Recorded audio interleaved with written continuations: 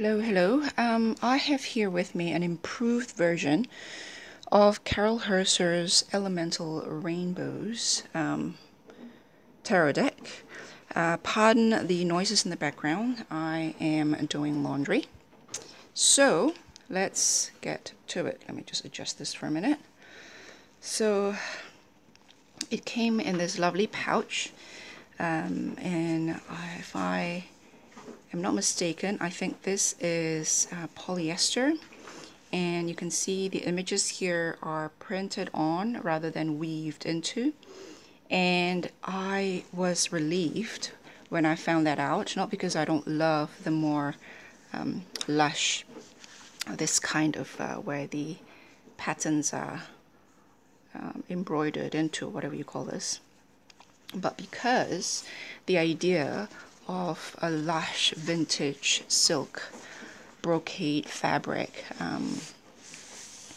having a printed card attached to it was giving me a heartache. So I did actually ask Carol not to affix a card on this particular pouch, but then I changed my mind when I saw how the color of this particular card here plays really well with the fabric. And so when I received it and realized this is polyester, I think I usually know by just the hand feel, so I can't quite show you, I can only tell you, and I think this is as well, but I could be wrong. So if Carol happened to be watching this, she can feel free to correct me. This is the traditional cover card. When I say traditional, because I often see in her older deck that the cover card with the title and her signature is usually the one affixed onto the pouch. As you can see here, Carol have ran out of her silver ink, and so it's signed with ordinary ink, and as you can see here, it's 8th of January. I almost wanted to say the 1st of August, but we're not in August yet. Today is still January. So this is the American way of dating with the month first. So that is January the 8th, 2019. So I'm going to try my best to show you how much clearer the printing of this version is, but I'm not quite sure if I'm going to be successful, but I sure would like to attempt to do it. So also note that I do not have the older version, so I can't make that comparison directly, and I can't say I've laid my eyes on the older version, but I've done a ton of research, and I've spoken to 2 people who owns the older version of the Elemental Rainbows, and both of them said that the printing is a little blurry, but it's okay if you do not go beyond the medium size. Unfortunately, Carol no longer offer the medium size. She has this perfect size over here, which is as close as you could get to the standard Rider-Waite Smith. And then she has a large, which is larger than this, and then she has travel and mini. So I believe the travel size is potentially about as big as a poker. I don't have the travel size, so I will have to refer you to her website to see the exact measurements. I only have her large borderless, which is slightly smaller than large with border. This one here, which is a perfect size, which is as close as the standard Rider-Waite Smith and other tarot decks of similar dimensions. And I have the medium, so I can only speak to those sizes. Now, in terms of clarity, what I will say is that the Elemental Rainbow here is very much done with soft brush strokes. So it is one of those, what do you call those smudgy, sort of wispy brush strokes. So it is a little difficult to show you how much sharper this is, but I will follow what I did with another person, that is to concentrate on the line drawing or on the line work on the card. So for example, let's focus on her hand there, for example. So I hope you can see that. And if you have your own cards, feel free to focus on her hands there and see if this is helpful. I'm not sure. I hope so. And this is running out of battery, so I better move on quick. What I would do is take you to the Knight of Cups, which is the card that I have had a conversation with someone in terms of comparing the resolution. So I'm gonna let you see the focus on the line drawing as well, like the line work, the pen work, rather than the brush work, because the brush work, as you can see here, the brush work is soft. So I'll focus on the line work for you, and then I'll zoom out just to give you a general aesthetic about in terms of colors. This was a deck that was initially requested by a ceremonial magician, I believe, and he or she requested the colors of the elements. So the purples are the majors: green for earth, red for fire, blue for water, and pink for, blue for air and pink for water.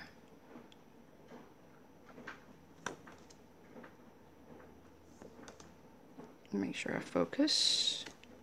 So I'm just going to quickly flip through this because it's pretty standard images. This reminds me of the her Starlight version variety. I tend to like her sun card for some reason. Carol's treatment or illumination of the sun card I found quite energizing.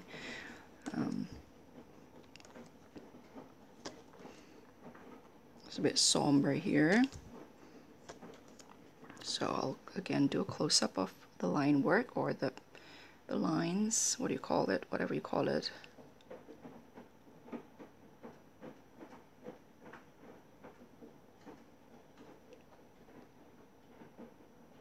So it's that kind of wispy watercolor. I'm not quite sure what medium she used here, but it's definitely, there's that softness in the brush stroke about it. So this is what I've compared with somebody else in great detail.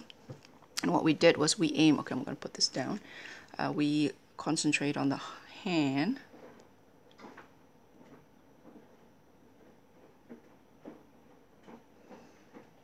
So she did say that this version, which is the sharpened or improved version, and I suppose if you are inquiring about this with Carol, you can say the 2019 edition or the improved edition.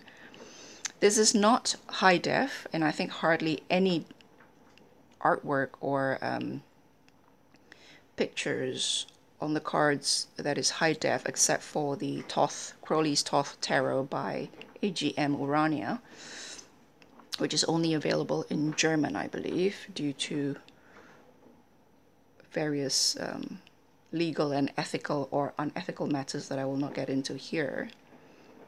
That's the only high def artwork I've ever seen on tarot cards. So as you can see that, I'm not quite sure if you can see that, but I'm going to give you as close as possible.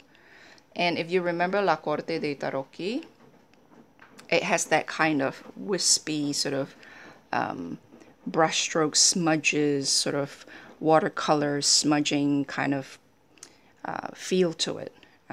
So imagine that being reproduced, and you can put your evaluation on its quote-unquote sharpness. So I wouldn't say sharpness, because that's quite conflicted with the brush strokes, or the brush, or the art style, or the actual coloring texture, the texture of this artwork. So I'll say pen work. I'll say high definition. I wouldn't say sharp, but it's higher in definition compared to previous printing, I believe.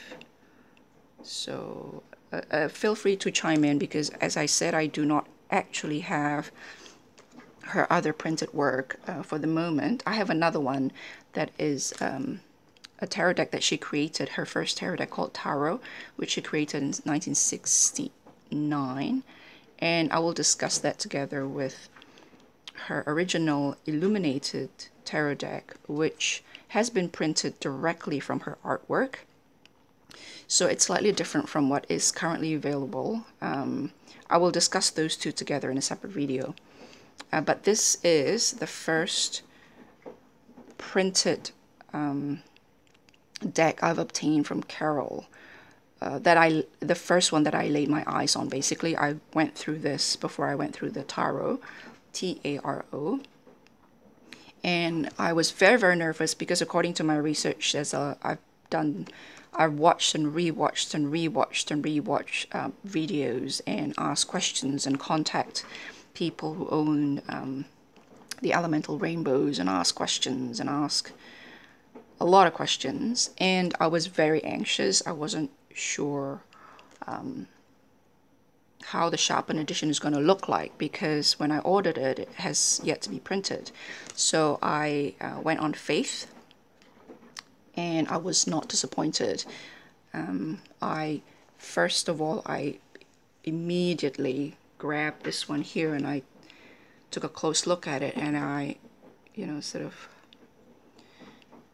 exhaled in relief. I was like, because it's $89, so that's the standard price for her perfect size printed decks, not hand painted but printed, not hand illuminated, just printed like this. That's before shipping, so that's over $100 New Zealand dollars. So I was highly anxious, but I wasn't disappointed, and my faith in Carol was not misplaced. Yeah, so that is the Elemental Rainbow 2019, or the improved edition in terms of the definition. Again, it's not high def, but the definition is higher now. And again, I will let you judge for yourself by looking at the line work here.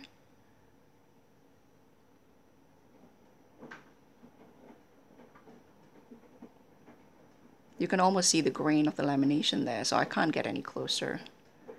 I will talk about her cardstock in a separate video, because I feel that talking about her cardstock needs to be, I need to chat about it within the context of my understanding of cardstock in general.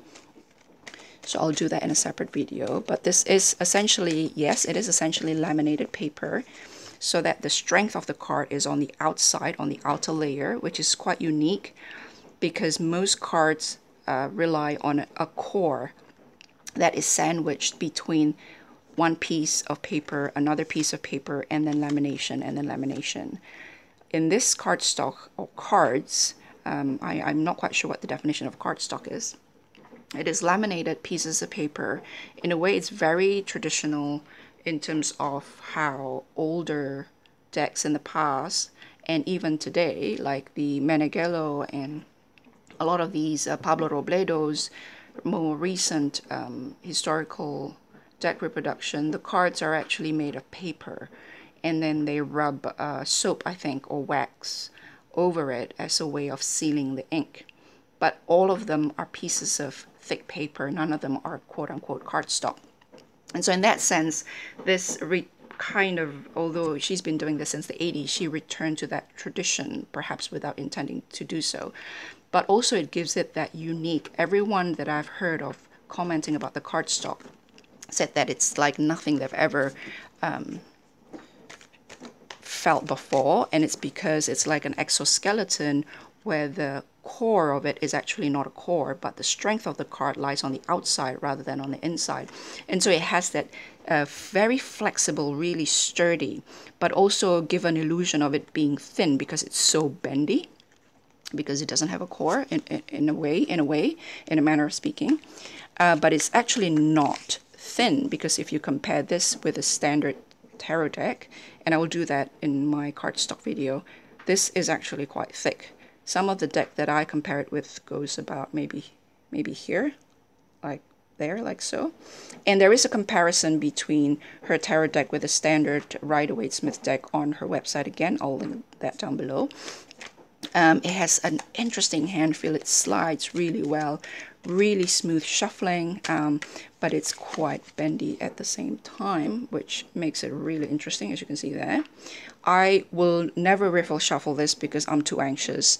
I tried riffle shuffling, but I'm too afraid of breaking the seal of the lamination here, so I only overhand shuffle. So I mean, I suppose you can, but I just can't. I can't bend it. I also found that if you overhand shuffle this way, I'm right-handed, so my thumb most often put a lot of pressure on this side of the card. So if I shuffle this way, as you can see, I put a lot of pressure on this side of the cards, whichever way I shuffle this side of the card, because of my thumb and I'm right-handed. And this causes a little bit of a curve when it doesn't lie flat. So I'm pretty bad at doing this. Kasia from Tarot Map has a video showing that. Just a little bit lifted down here and up here, it's because I'm right-handed and I shuffle this way. So what I have done so far is shuffle the long way, this way, which isn't, it means longer stroke, and it means I shuffle a little bit more clumsier than usual, but it's doable for me because I've done this with larger cards before. So this is how I shuffle, and the reason why I haven't put this back in order is because I spent a great deal of time shuffling this to make sure that they're all really mixed together, because I can't riffle shuffle it. So as you can see, it shuffles really, really well. And also, the new thing again about this is that I never really like the traditional backs that Carol Herzer has for her decks. And so I think she's going to start offering this plain back like this. I initially wanted to leave it just blank, just white. The reason why it's so faint is because it requires ink. When you print, the ink is really expensive, and that you know, it just plays into the numbers of the whole thing. If you've ever purchased an ink cartridge for your printer, you know how expensive they can get. And so I respect that, because in trade, if you don't make any money, then it's not fair on the person producing. So they have to have some margin. So I'm quite happy with this back. I had a choice of this green, mint green, I think, yellow gold, which after in a solid sort of faint version of the gold, it looks a bit more yellow, and the other one was blue, I think. I can't remember, but I was very much called to this pink, just given the feeling, the sort of soothing feeling of the whole deck. And I can't be happier. So that's the other thing that's new, I think. I think she is going to offer a solid color like this, but please note that the colors can't be intense because of the cost of the inks really high. So for a very intense solid back, she has to hand paint it, and that brings the cost up again. So my incoming original illuminated that is based on her actual paintings hasn't been tweaked, because I think her illuminated has been tweaked. The current printing, I think, is based on a tweaked illuminated, because I think she painted several versions. The back will be completely white for me. It's just blank paper. Because it has a white border, I thought that I could get away with just white blank paper. But we will talk about that in a separate video. And for now, that is the improved 2019 Elemental Rainbow by Carol Herzer. I'll talk to you guys later. Bye.